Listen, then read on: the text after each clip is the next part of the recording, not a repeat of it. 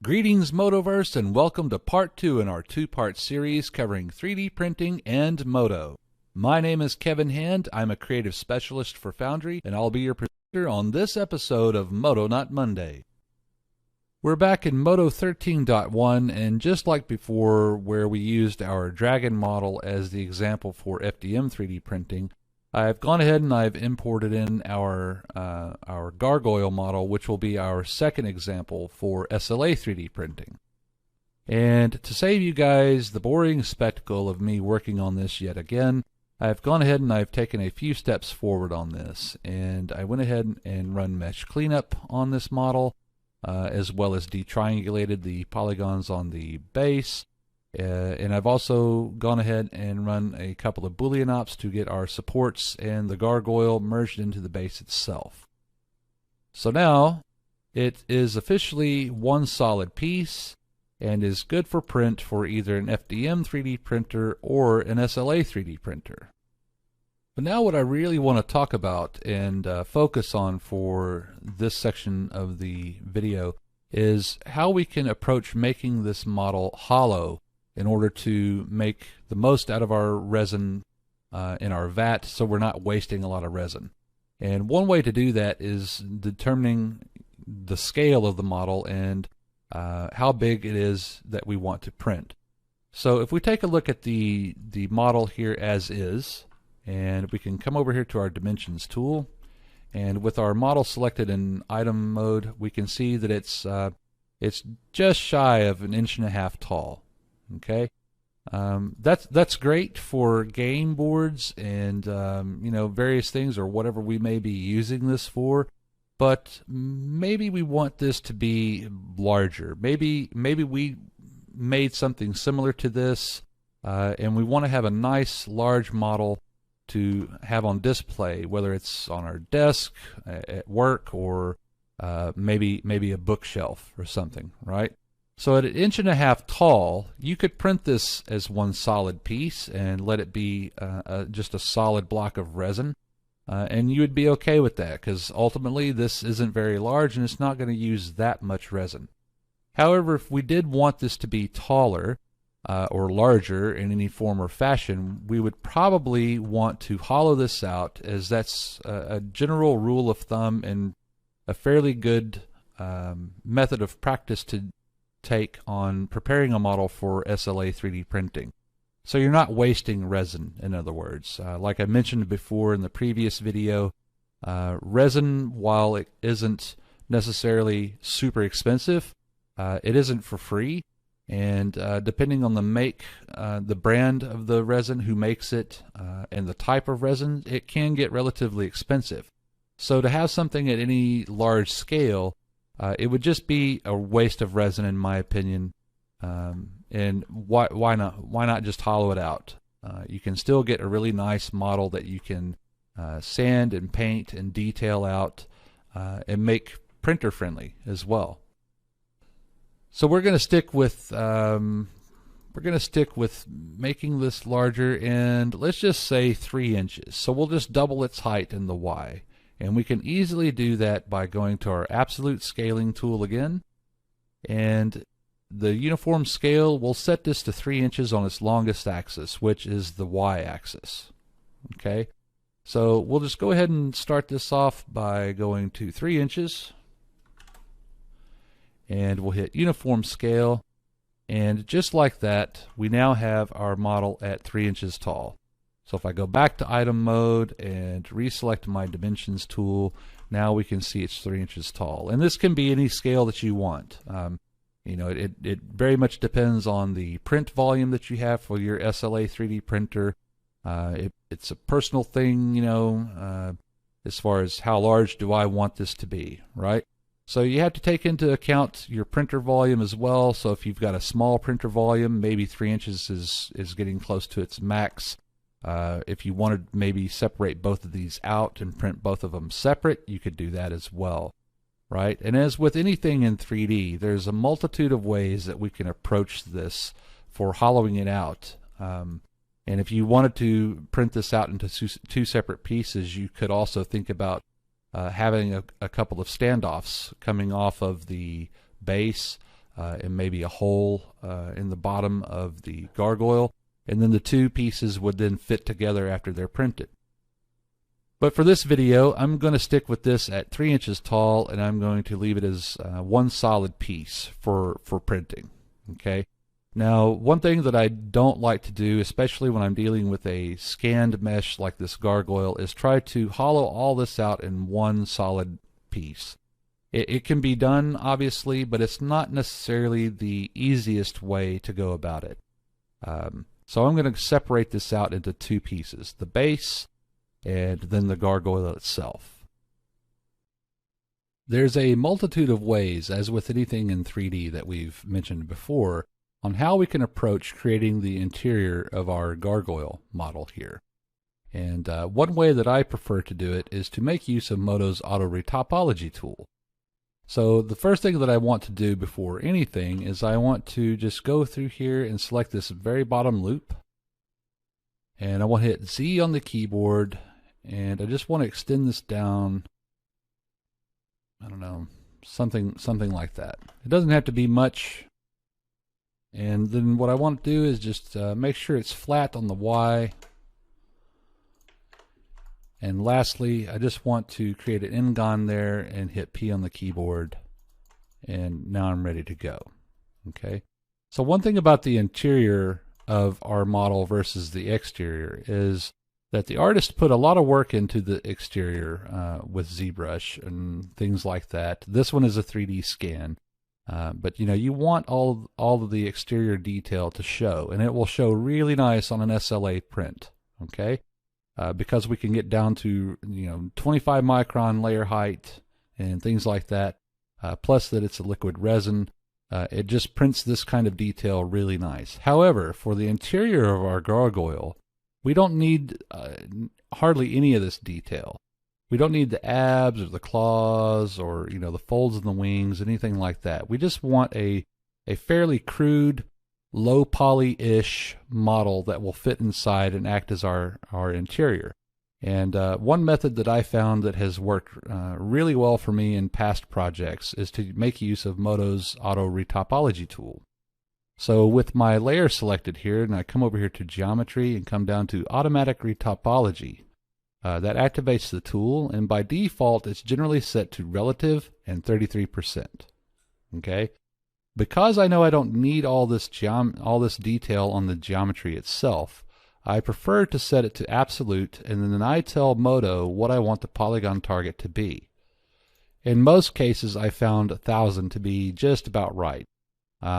Depending on your model and its scale and how much detail there is, you could use a lot less, you could use a lot more. That's dependent on you, and what you're going for, right? And the only other thing that I generally make sure on is just make sure that you have new mesh created.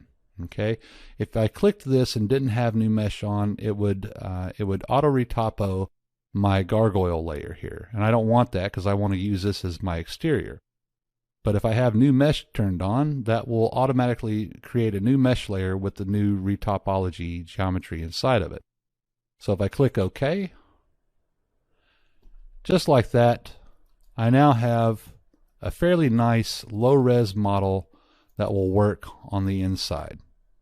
Okay, now one thing that we definitely want to do is an area like this is we just want to make sure this is cleaned up and pretty much ready to go as is. It should be fairly close, but generally we just want to make sure, give it a good once over, and fix any kind of errors that might be present. Such as this. We could split it here. We might even just move this vert back a little bit and get it more on top, like so. Okay. Kind of the same thing with this ear area. Areas like this can be a problem, so just delete something like this. This one needs to be split, just like that, right?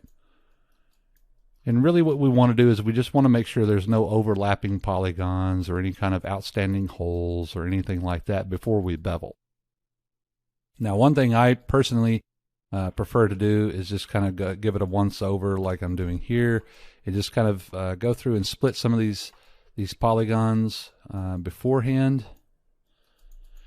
And then something else that I prefer to do, and we'll just clean this up here a little bit too. What's going on here? Is just get rid of some of these verts.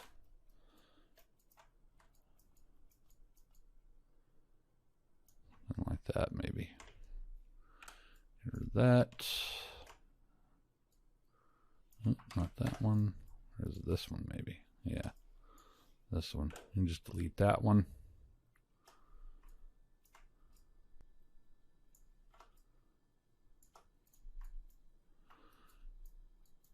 Yeah, something like that. And then generally what I like to do is I like to select the bottom here, and we can make use of our coplanar selection tool again, and make sure we have all these on the bottom. And then I like to give this a selection set just so I can easily select it whenever I want to. So we'll just call that bottom. And let's also just make sure it's flat. Yeah, it is. Okay. And now we're good to go with that. Okay. So now what we can do is we can just take these polygons and we can give this a negative 1 millimeter, let's say 1.1 millimeter shift. 100 microns will go a long way on a 3D print, like that. And if I turn our gargoyle exterior model on, now we can pretty much see exactly what we're wanting to see, which is the interior of our model, right? We have our high res as our background and our lower res interior as our foreground. So we can see that nice and clear. Now we haven't flipped these polygons yet. And the main reason for that is we basically just want to come through, and any issues that we see like here and here where the interior model is kind of protruding through the exterior model, we want to fix that, because again, we don't want anything intersecting or pushing through to our exterior model. It'll see it as a whole when it goes to print. And so another set of tools that I like to use for this is Modo's brush tools. And if I select the push tool, I've already got it down to negative 30%. I can push my geometry away with my push tool here, just like so. All right. Now, one thing that I personally like to do, and you don't have to, you can take it for what it is I like to have my low poly model in subdivision mode. And the reason for that is I find it a little bit easier to kind of see what's protruding and what's not, where I need to fix some things and where I don't, right? This arm is a little bit of an issue here. Because this arm is so small, we could probably just delete these, but let's just go ahead and give this a good little overlook here. So let's go back to our push tool. Let's just push this away a little bit, just like that. This over here. And our low poly model does not have to line up exactly with where our high poly model is. Again, this is low poly, and all it's really used for is to just create a cavity for the model itself, right? Here's a little area here. So we can push that down. Here's another one. Let's kind of push that in. Something like that.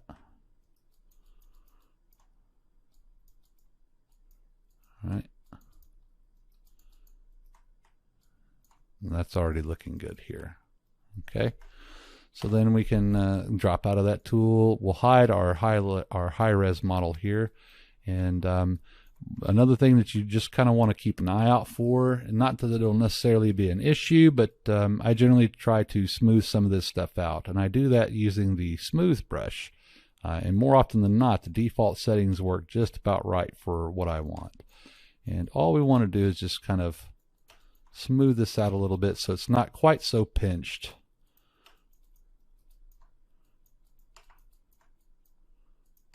Something like that. And maybe this nose area just a little bit. Yep. And then maybe maybe up here at the top. So these are getting really, really close. They're not pinching or overlapping that bad, but sometimes this could cause a little bit of an issue as well. So I generally just kind of smooth this out as a rule of thumb, just so I know when I put this in my printer, I'm not going to have any kind of mesh error. Now these are a little bit close. So what we could do here is just take these edges, and we can go into selection mode here and just pull these out a little bit. Something like that, and then maybe just hit this edge a little bit with our smooth brush. Just to kind of smooth this out a little bit more.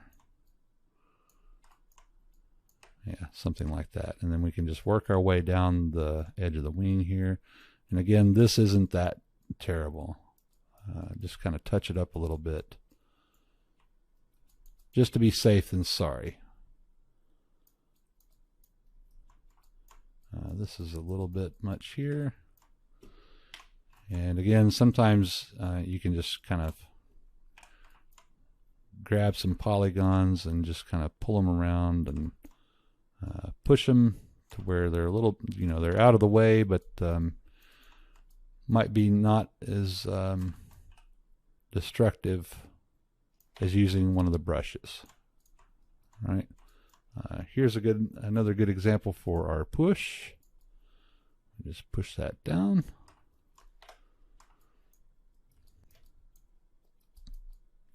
Something like that. Yeah. Yeah, I think we're already there. I think this looks quite good. Oh, this wingtip here. So let's hide this one. Let's just take a look at this one. So yeah, same kind of thing as the other side. This isn't really overlapping or causing any issues. However, again, this is going to be extremely thin and small inside of our 3D print at this scale. So I generally just kind of smooth this out and round it off a little bit, just so I know I'm avoiding any issues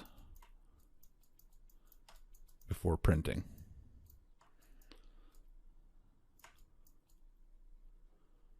Something like that. Yeah. And then let's just go down the edge of this one here a little bit. Kind of the same thing as before. These are a little bit close. Smooth tool could do us more harm than good here. So we'll just take these edges here and pull them out ever so slightly. Now we can come back with our smooth tool and just kind of smooth that out.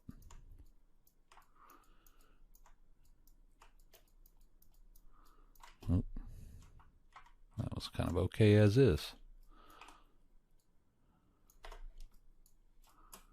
Maybe both of these. Yeah, there we go. That would work. And this area here is a little bit much. So again, we'll just grab the verts and do it this way. And then we'll just hit it up a little bit with our brush, our smooth brush tool. And kind of flatten that out a little bit. Yeah, just like that. A little bit more there. Yeah. And I think just like that, we have our interior. It should be good to go. Let's just check this ear area up here. Yep, that's okay. Yep, the wings are okay. They're nice and rounded off here, so it's not going to give us any fits at print. This one here. Yeah, okay, so let's just grab our push tool one more time.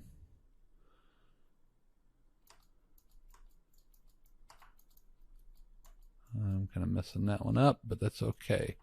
We'll get it kind of pushed down and away where we want it. Then we can hit it again with our smooth brush just to kind of smooth it out. Like that. Yeah, there we go.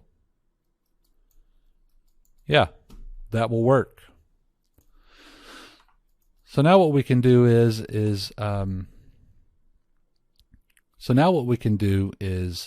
simply freeze this out. And you don't have to. If you go from sub D mode back to polygonal mode, basically what I would do is I would go through this yet again and make sure there's no protruding from the interior into the exterior model, right? But I personally prefer to leave this in sub D mode, and that's primarily because I know it's going to fit inside of my exterior model. It holds the curves nicely, and even though this is only 989 polys, which is really, really good, polygon count doesn't matter when it comes to 3D printing. So you could freeze this at level 12 and go with it, and the printer software doesn't care. It doesn't care about poly count or polygon flow or any of that stuff. Only errors, right?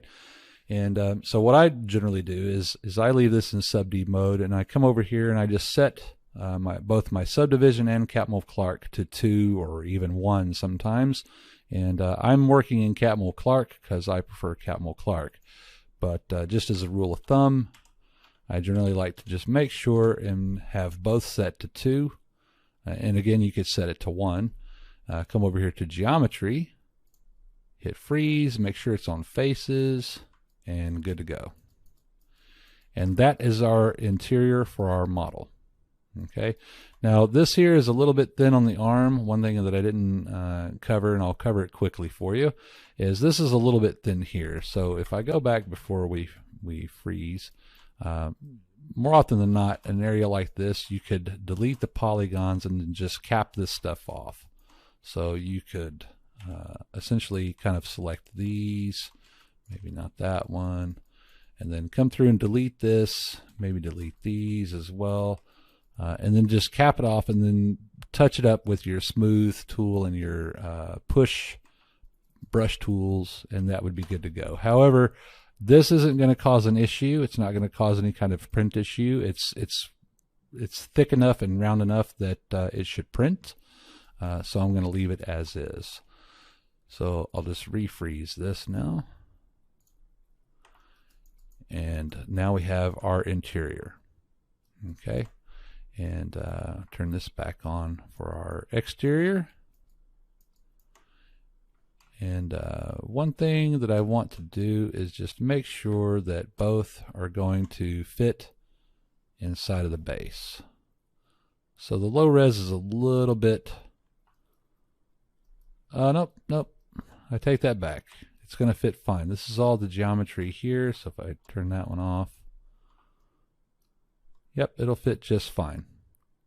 So we don't need the polygons on the bottom at all. I mainly did that because it's easier for the retopology tool to read the geometry it's retopoing and create geometry for it. And generally that's why I create the selection set.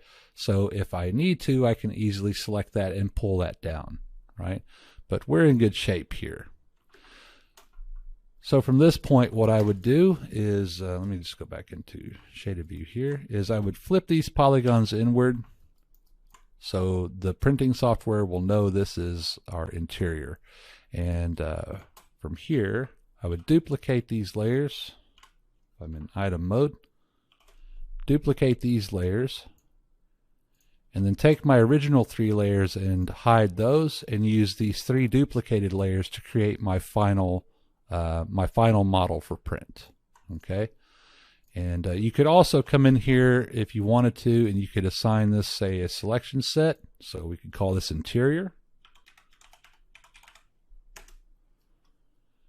and just for kicks and giggles, we'll call this one base, and we'll call this one exterior.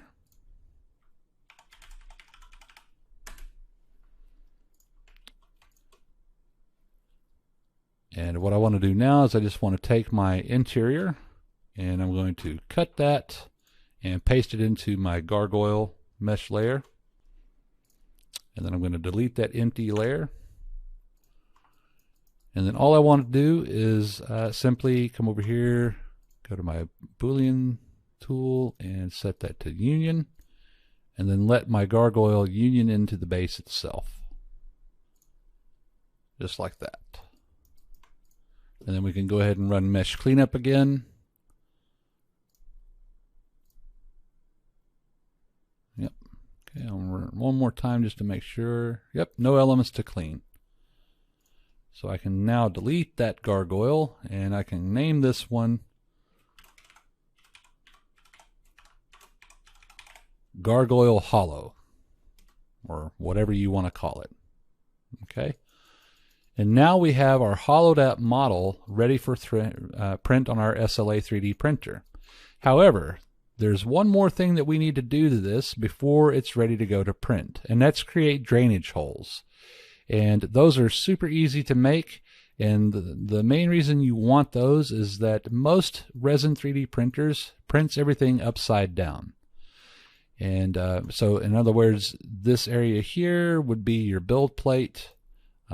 Everything from here down would be your vat of resin, and as the build plate pulls up after the laser cures your resin, your model essentially comes out of the vat upside down like so. Because this is hollow, any of that resin would then get stuck down inside here. And trust me, from personal experience, when you go to remove this off of the build plate, if you're printing it exactly flat and parallel against the build plate, that's quite a mess when all that resin comes running out all over the place, right? And you waste a lot of resin that then gets drained off into the solution to post-process your model in and stuff. So the easiest way to fix this is to add drainage holes. And for this type of model, you would want two. You would want one here. And generally you want to put one as close to the very bottom of the model, if we're upside down, as possible. And you can do this relatively small. You could do a couple of holes, through here, or maybe a couple on either side of his skull here or something. However you want to do it, that's completely up to you. So I'm going to make use again of geometry that already exists. I'm going to copy this Ingon here as it's a disk. I'm going to paste it into a new layer, and I'm going to just start this off by recoloring this to red. Red generally signifies a Boolean operation, and that's what I'm going to be doing for subtraction Boolean operation. And I don't want it this big, obviously. I want it fairly small. So I'm going to come over here to my absolute scaling tool again, and I'm going to use explicit scale and set this to 4 millimeters. Just like so, and then hit explicit scale. Okay, and now I'm just going to pull this down to about here, and then I'm just going to extrude it back up just far enough, just enough to know that I'm penetrating all the way through and going into the inside of our model, since the point of it is any resin trapped inside of our interior here then drains out, right? So now I've got my first one here, and now I'm going to just duplicate this. I'm going to turn this one off for a minute, and I'm going to click grab size in my absolute scaling tool, and the y-axis doesn't matter so much. Mainly you just want this to be relatively smaller for the one at the head here. So we'll make this one we'll just leave it at 1 millimeter.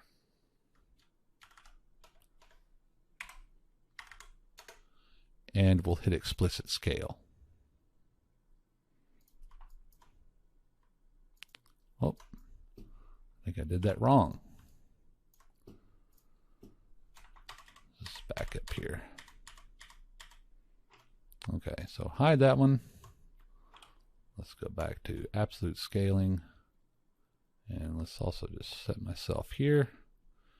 We'll say 1.5 millimeters. Yeah, there we go. Okay. So now I can close out of that tool. And I'm just going to rotate this. 45 works. Move it all the way up to here. I keep doing that. Something like this. And you just want to make sure that it's actually going all the way through both layers, the exterior and the exterior of your model. Okay, that's all you want. And for me, that's going to work for me. If I come back over here and I turn this on, and then let's turn on make and active the same. So these two areas are going to be where our drainage holes are. Okay, and again, at this scale, this 2 millimeter hole is going to be relatively small and super easy to fix before you post process your model. You could fill this with a little bit of resin after you've pulled it out of the curing chamber, and sand it a little bit and paint right on top, and you'll be good to go. Okay, so the last thing to do is basically just select our gargoyle mesh model here. We'll come back over here to polys, Boolean, and this time we'll subtract, and we'll subtract those drainage holes out. And now that's done. So if we close that or hide those, let's go ahead and run our mesh cleanup one more time. No elements to clean. So now we have our drainage holes in the bottom here, and a drainage hole at the base of the neck and skull of our gargoyle. And we have our interior. So I've brought our model into Asura, and Asura is just one of many resin 3D printing applications available. This particular version came with the resin 3D printer that I own, and I'm not going to go into any real detail about this software. That's not the point of the video here, right? But I did want you guys to see the model inside of this software, and also to show that it's very similar to, say, Simplify, which was in the previous video, which is the software for FDM printing, right? And just like that software, if I click on one of these little buttons over here, I can drag through and I can have a visual look at what's happening with our model. And we can see that it's hollow, and we can see that we have our 1 millimeter wall thickness. There are a few little areas, like right in through here, and maybe this through here a little bit, that could potentially be problem areas when it goes to print. More than likely, it probably wouldn't cause any issues. This here might definitely cause an issue. So this is the kind of thing that you want to look out for, and just make sure, especially using the brushes and stuff, as wonderful as those tools are, sometimes you just have to go back and tweak some of this and get it out to where you have a little more thickness in the wall layer there. Okay. One thing that we can do inside of this software, and is a fairly common practice for resin 3D printing, is we can rotate our model. Not always do you want to have your model parallel to the build plate itself. And more often than not, if you do any type of Google search, you'll actually see that the majority of resin 3D prints are at an angle of some sort. It might be 15, it could be 30, 45 degree angle, and so on, right? This could serve two purposes for us with our model here. And if I just go ahead and take this, and I'm just going to rotate this to say, yeah, something like that, right? And hit center. And just for display reasons, yep, that should be fine. I'm just going to generate some random supports. And these supports can be placed however I want them to be. And when you have your own 3D printer and your own software and stuff, you'll learn that you can do similar things, and you'll want to think about strategically placing your supports for print. However, the main point of this was to talk about this being at an angle. What happens is as our laser hits the resin and it cures our layers one layer at a time, this does slightly raise above the resin itself, allowing a little bit of air and making use of our drainage holes for any resin that's inside here to drain out properly. That's one reason. And the other reason is that at an angle, a lot of times those little thin areas aren't as big of an issue at this angle as they would be parallel to the build plate. Okay, now that's not always the case. That's not always to say that's the best way to go. Like this is just a little bit too thin for my liking. So for me, as I would go back into Modo, I would grab these few little polygons and just pull it out, 250 microns or something, just so that I know for a fact there's a significant amount of wall space here, right? And as it goes all the way up, we can see what our wall thickness is doing and how it correlates to the model itself, right? So I've come back over here to Modo, and I've imported our gargoyle model that we were just looking at in Asura. And that means that our time is slowly coming to an end here. But before we go, I wanted to share the last bit of information for you that I thought you might find useful, and that's creating printer volumes inside of Modo. It's really, really simple, and they can come in real handy if you're working on a model and you're not sure if it's going to fit inside of your printer volume, right? So depending on the 3D printer that you're looking at, printer volume is important for the type of application you intend on using it for. So if you're primarily focused on making jewelry or game pieces, then you might want a fairly small printer volume. Likewise, if you're working on, film props or something like that, like I tend to do, then you might want a medium size to a larger size. That's purely up to you. However, either way, inside of Modo, having your printer volume can be really, really useful to make sure that whatever model you're working on, whether it's your own or one that you've imported, will fit inside that volume and print properly. So if I come over here and I click on my FlashForge Creator Pro, which is my FDM 3D printer, right? All this does is generate a simple box that's at origin and sitting on the ground plane. And if I click on that in item mode and activate my dimensions tool, I can now see that my printer volume is 225 millimeters by 150 by 145 millimeters.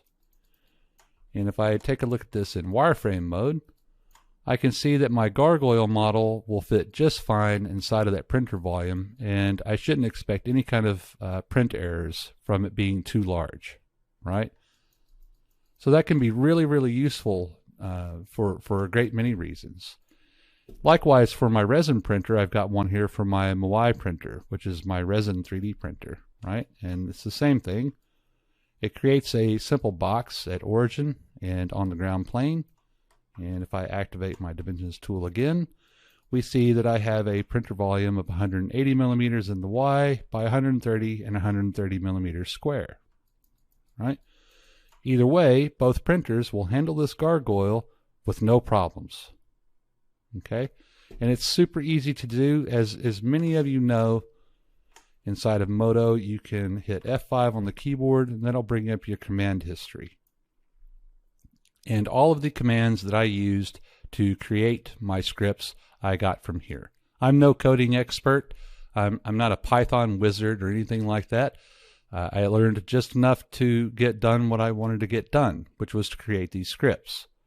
Now, I've learned a lot more since I created these, obviously. I like doing a lot of the scripting stuff. And there's a couple of ways that you can do scripting inside of Modo. You can come down here and you can click on the scripting button here, which will bring up your scripting area. And you can also create yourself your own little script to where if you're creating your script in a external package such as PyCharm or something like that, you can run your script, right? So there's a multitude of ways of doing it. You can also hit the record button here, or come up to System and come down to Record Macro. And you don't even have to do any Pythoning. You can do the record macro and record a macro of you creating the box however large you want, right? So just as an example, I'll briefly show you this, which is all the commands that I used to create my script. Okay, there's nothing special about this. I didn't have to do anything drastic. This is a really simple script to make, right? And I did this inside of PyCharm. But for you guys, and as a bonus for watching the video, I'm including both of my scripts, even though they're for my Resin 3D printer and my FDM 3D printer. I'm including these scripts for you guys to use as you will. You can go in and put in your own printer dimensions, or use it to base your new scripts on, whatever you'd like. And with that said, this concludes part 2 of the 2-part series on 3D printing in Modo. Hopefully you've learned some things about 3D printing you may not have known before, and perhaps picked up a trick or two as well. I'll end this Modonaut session with a turntable showing the models we worked on in all of their 3D printed glory, and I hope you enjoyed this video as much as I did making it. Thank you so much for watching. Take care, and happy 3D printing!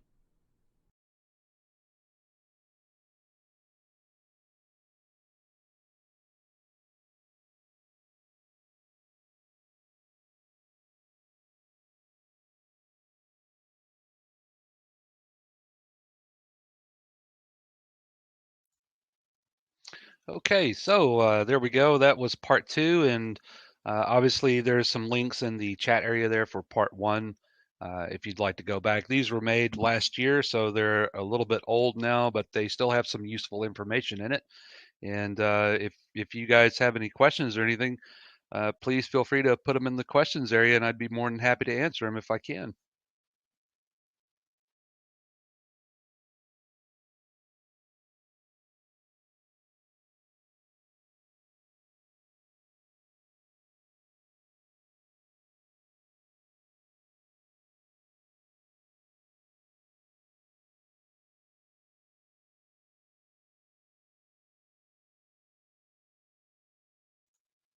So I do just see one question from David Staples. Your question is, when angling the object on the build plate, it looks like there may be some areas that trap resin, not allowing it to drain. Should the drain holes be modified? In answer to that, sometimes it's a visual thing in the software itself that it looks like it's going to trap resin, but it's not. That's probably the wall thickness.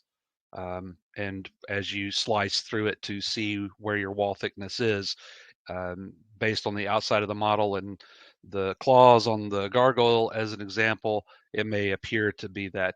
Obviously, if you angle it and you do realize that you've got a couple of areas that would trap resin, then yes, you would definitely want to go back into Modo and adjust that accordingly.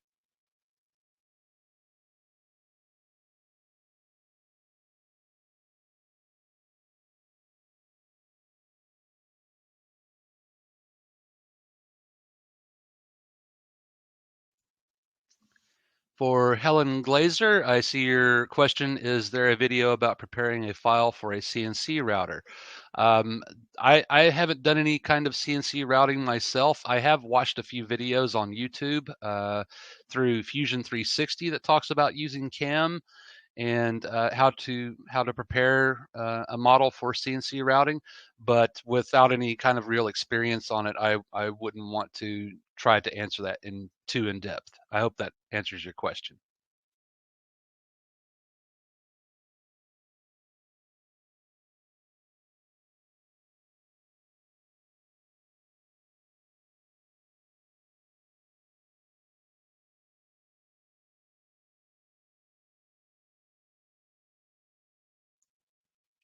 For Helen Glazer, again, I see your question, what if you want to print a larger object, so you need to print it in sections to put it together? Not necessarily.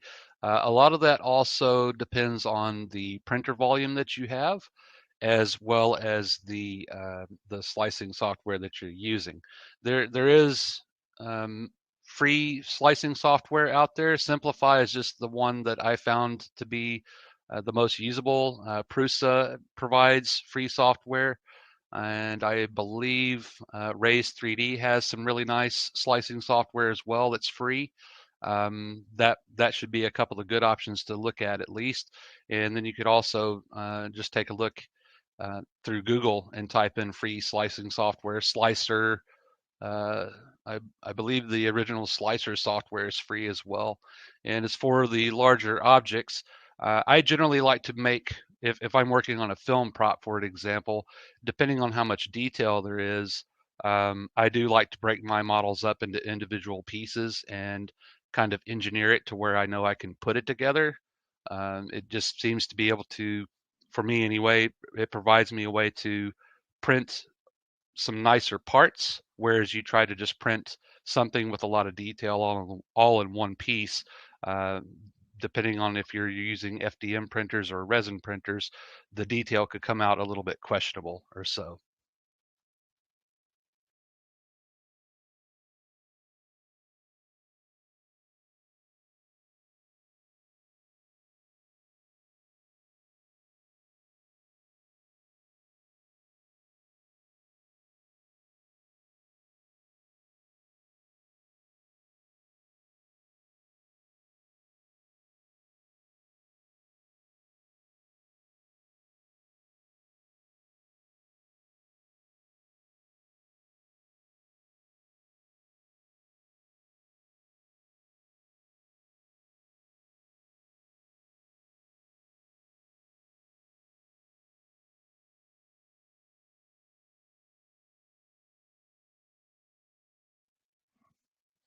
Okay, well, I appreciate everybody's time and watching the video, and please use the links there to watch part 1 as well. That covers more in depth, a little bit more of FDM printing, using Simplify a little bit to slice your model and whatnot, and a few other tips and tricks for Modo.